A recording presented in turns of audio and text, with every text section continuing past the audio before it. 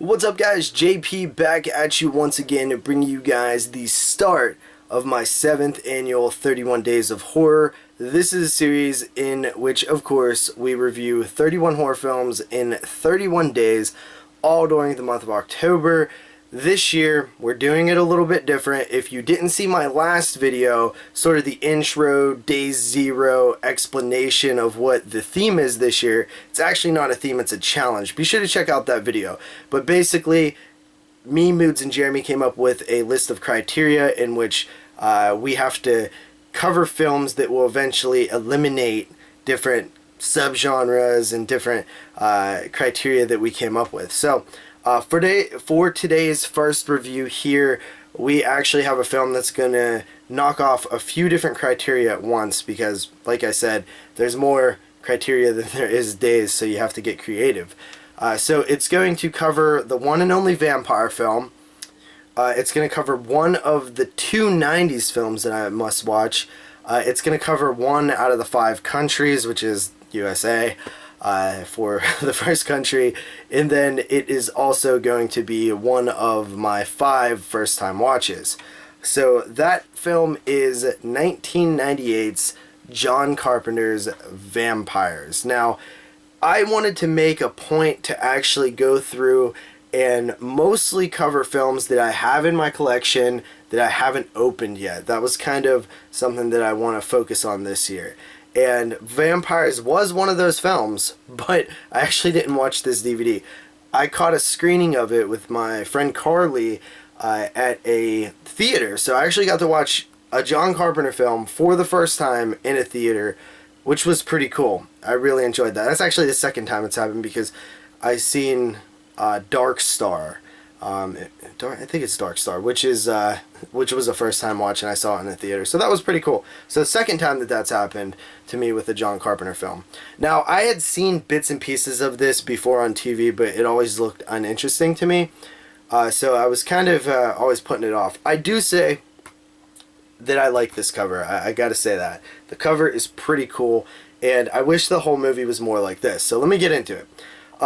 This film opens up with a band of vampire hunters who are going into what they call nests, and they're basically destroying the vampires. They're looking for the lead vampire because it kind of kills everyone else once they take out the lead. Only this time at this nest, they can't find the head vampire, but they kill some vampires. They get all loaded up with this different gear and weapons and stuff, crossbows and spears and different things, and they attack the vampire, and then they pull him out into the sunlight with a winch attached to like a jeep or something like that. And it's pretty cool. It's a pretty cool sequence of events. Anyway, they can't find the head vampire. They go back to a bar to celebrate, a hotel, and it turns out that this head vampire finds them, kills them, most of them. There's 2 left, and basically the people who hire these vampire hunters is like the Catholic Church.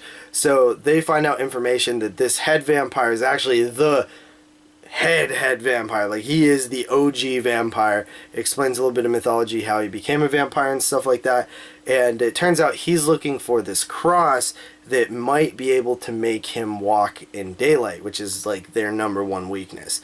So it's up to this pair of vampire hunters and this priest to stop this guy. So first of all, I gotta say, this movie is pretty fun, but the biggest problem with John Carpenter's Vampires is you watch it and you're like, oh, that's pretty cool, that's pretty cool, that's pretty cool, but then you're like, oh wait, I've seen all this before, and this movie was made way after the stuff that it's talking about. Like, this film really doesn't add any new mythology or anything we haven't seen in vampire films before.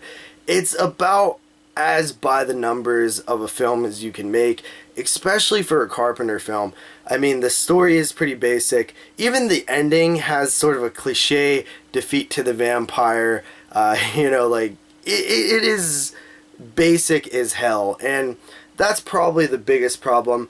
It has some good one-liners, and you have James Woods as Jack Crow, who's very entertaining, and you have the other guy, Daniel Baldwin, who's pretty entertaining. I will say that the lead villain, Valak, the vampire is really, really weak. He seems like the most basic, generic head vampire ever. I mean, this guy does not have charisma, and that hurt the film a lot too.